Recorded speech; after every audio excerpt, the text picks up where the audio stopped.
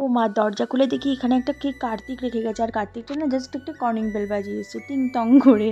এখানে আমার ভাসুর, বর সবাই ভীষণ এক্সাইটেড, যা ফা সবাই মিলে আমরা, আমার ভাসুর সোজা কার্তিক নিয়ে চলে গেল ঘরের মধ্যে।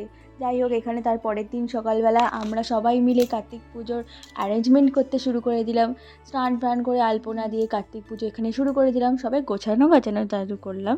এখনও পুজো স্টার্টিং হয়নি। যাই হোক, চলো এবার ব্লগটা কন্টিনিউ স্টার্টিং করা যাক। চলো, hey guys, welcome and welcome back to my channel. আর দেখেছো কত সুন্দর করে আমি এখানে গোছাচ্ছি পুজোর জন্য।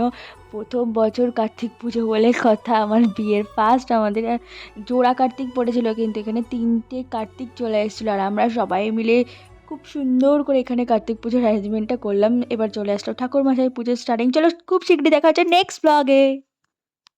গতি পরমেশ্বরায় বট্টকায় অংশ সমবাসিনী